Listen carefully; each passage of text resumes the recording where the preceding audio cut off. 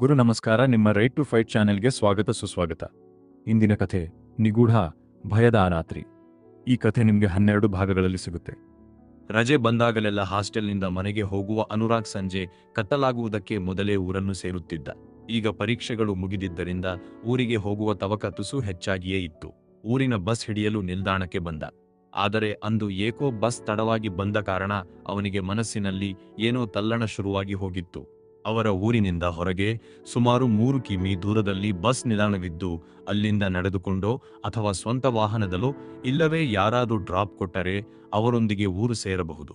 ತಡವಾದರೂ 7 ಗಂಟೆಯ ಒಳಗೆ ಊರಿನ ನಿಲ್ದಾಣ ತಲುಪಿ ಅಲ್ಲಿಂದ ಅಣ್ಣನಿಗೆ ಕರೆ ಮಾಡಿ ಅವನ ಸ್ಕೂಟಿಯ ಸಹಾಯದಿಂದ ಮನೆ ತಲುಪಬಹುದೆಂದು ಅಂದುಕೊಂಡಿದ್ದ. ಹಾಗೂ ಹೀಗೂ ಬಸ್ ಕೆಟ್ಟದಾದ ಗ್ರಾಮೀಣ ವಲಯದ ರಸ್ತೆಗಳಲ್ಲಿ ಕೆಟ್ಟ ಶಬ್ದ ಮಾಡಿಕೊಂಡು ಅನುರಾಗ್ನ ಊರಿನ ಹೊರವಲಯದ ಬಸ್ ನಿಲ್ದಾಣ ತಲುಪಿತು. ಅನುರಾಗ್ ಬಸ್ ಇಳಿದ. ತನ್ನ ಊರಿನವರು ಯಾರಾದರೂ ಇದ್ದಾರೇನೋ, ಅವರೊಟ್ಟಿಗೆ ಅಣ್ಣ ಬರುವವರೆಗೆ ಮಾತನಾಡಿಕೊಂಡಿರಬಹುದು. ಅಣ್ಣ ಬಂದಾಗ ಅವರಿಗೂ ಊರಿಗೆ ಡ್ರಾಪ್ ಕೊಡಬಹುದೆಂದು ಬಸ್ ಕಡೆ ನೋಡಿದ.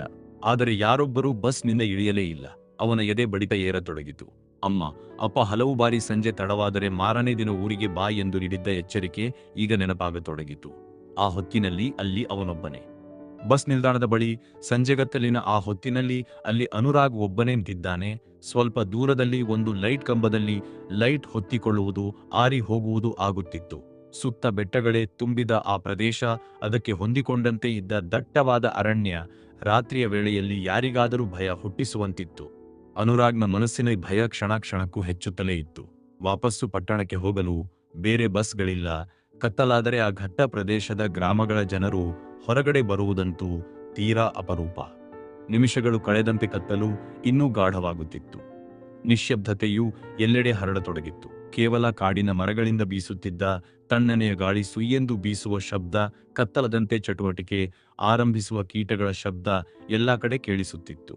ಆದರೆ ಒಬ್ಬ ನರಮಾನವನ ಸುಳಿವು ಮಾತ್ರ ದೂರ ದೂರಕ್ಕೂ ಕಾಣಲಿಲ್ಲ. ಹೀಗೆ ಒಬ್ಬನೇ ಟೆನ್ಷನ್ ಪಡುವಾಗ ಅವನಿಗೆ ತಟ್ಟನೆ ನೆನಪಾದದ್ದು ತನ್ನ ಅಣ್ಣ ಅಭಿರಾಮ್ನಿಗೆ ಫೋನ್ ಮಾಡುವುದು. ಅಯ್ಯೋ, ಭಯದ ಆತಂಕದಲ್ಲಿ ಫೋನ್ ಮಾಡುವುದನ್ನೇ ಮರೆತೆನಲ್ಲ. ಫೋನ್ ಇರುವಾಗ ಭಯ ಇನ್ನೇತಕ್ಕೆ ಎಂದು ಅನುರಾಗ್ ಜೇಬಿನಿಂದ ತನ್ನ ಮೊಬೈಲ್ ಹೊರಗೆ ತೆಗೆದ. ಆಗ ಅವನಿಗೆ ಮತ್ತೊಂದು ಆಘಾತ ಕಾದಿತ್ತು. ಬಸ್ನಲ್ಲಿ ಬರುವಾಗ ದಾರಿಯುದ್ದಕ್ಕೂ ಮೊಬೈಲ್ನಲ್ಲಿ ಹಾಡುಗಳನ್ನು ಕೇಳುತ್ತಾ ಬಂದಿದ್ದರಿಂದ ಅವನ ಫೋನ್ ಬ್ಯಾಟರಿ ಖಾಲಿಯಾಗುತ್ತಾ ಯಾವುದೇ ಕ್ಷಣದಲ್ಲಾದರೂ ಫೋನ್ ಸ್ವಿಚ್ ಆಫ್ ಆಗುವುದರಲ್ಲಿತ್ತು. ಆದರೂ ಇದ್ದ ಅಲ್ಪ ಬ್ಯಾಟರಿ ಖಾಲಿಯಾಗುವ ಮೊದಲೇ ಫೋನ್ ಮಾಡಿಬಿಡಬೇಕೆಂದು ಆತುರವಾಗಿ ಅಣ್ಣನ ನಂಬರ್ ಡಯಲ್ ಮಾಡಿದ. ಅಣ್ಣನ ಫೋನ್ ರಿಂಗ್ ಆಗುತ್ತಿತ್ತು. ಆದರೆ ಅವನು ರಿಸೀವ್ ಮಾಡಲೇ ಇಲ್ಲ. ಅನುರಾಗ್ನಿಗೆ ಈಗ ಅಣ್ಣ ಫೋನ್ ರಿಸೀವ್ ಮಾಡಿದರೆ ಸಾಕೆನ್ನಿಸುತ್ತಿತ್ತು. ಮತ್ತೆ ಫೋನ್ ಮಾಡಿದ. 2ನೆಯ ಬಾರಿಯೂ ಅಣ್ಣ ರಿಸೀವ್ ಮಾಡಲಿಲ್ಲ. ಇವನಿಗೆ ಆತಂಕ ಹೆಚ್ಚಾಗುತ್ತಲೇ ಇತ್ತು.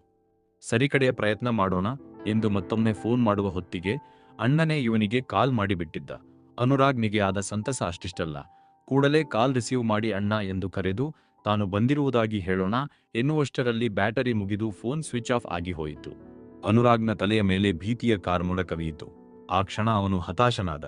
ಇನ್ನು ತನಗೆ ದಿಕ್ಕೇನು ಎಂದು ಆಲೋಚಿಸುವಾಗ ಅಪ್ಪ ಹಾಗೂ ಅಮ್ಮ ಇಬ್ಬರು ಹಿಂದೊಮ್ಮೆ ರಾತ್ರಿಯ ಕತ್ತಲಲ್ಲಿ ಆ ಊರಿನ ದಾರಿಯಲ್ಲಿ ನಡೆಯುತ್ತದೆ ಎಂದು ಹೇಳಿದ್ದ ಭಯಾನಕ ಕತೆ ನೆನಪಾಗತೊಡಗಿತು.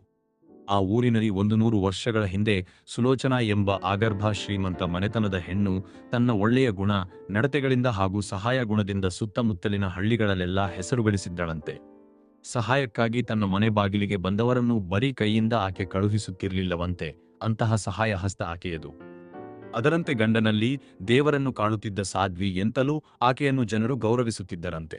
ಅಂತಹ ಉದಾರ ವ್ಯಕ್ತಿತ್ವದ ಸಾಧ್ವಿಯು ಒಂದು ಅಮಾವಾಸ್ಯೆಯ ರಾತ್ರಿ ಯಾವ ಪೂಜೆಗೆಂದು ಊರ ಹೊರಗಿನ ದೇವಾಲಯಕ್ಕ ಬಂದಳಂತೆ. ಆದರೆ ಮತ್ತೆ ಆಕೆ ಮನೆಗೆ ಹಿಂತಿರುಗಿ ಬರಲಿಲ್ಲ. ಅದಾದ 4 ದಿನಗಳ ನಂತರ ಕಾಡಿನ ದಾರಿಯಲ್ಲಿ ಬಂದ ಗಿರಿಜನಿಗೆ ಆಕೆಯ ಶವ ಸಿಕ್ಕಿತಂತೆ. ಆದರೆ ಆಕೆಯ ಸಾವಿನ ರಹಸ್ಯ ಮಾತ್ರ ಇಂದಿಗೂ ಯಾರಿಗೂ ತಿಳಿದೇ ಇಲ್ಲ. ಆಕೆಯ ಶವ ಸಂಸ್ಕಾರ ಆಕೆಯ ಪತಿ ನೆರವೇರಿಸಿದ್ದ. ಇದಾದ ಸ್ವಲ್ಪ ದಿನಗಳ ನಂತರ ಕಾಡಿನಲ್ಲಿ ರಾತ್ರಿ ವೇಳೆ ವಿಚಿತ್ರಗಳು ನಡೆಯಲು ಪ್ರಾರಂಭವಾಯಿತು. ತಡರಾತ್ರಿಯಲ್ಲಿ ಆ ದಾರಿಯಲ್ಲಿ ಬರುವರು ನಾಪತ್ತೆಯಾಗತೊಡಗಿದರು.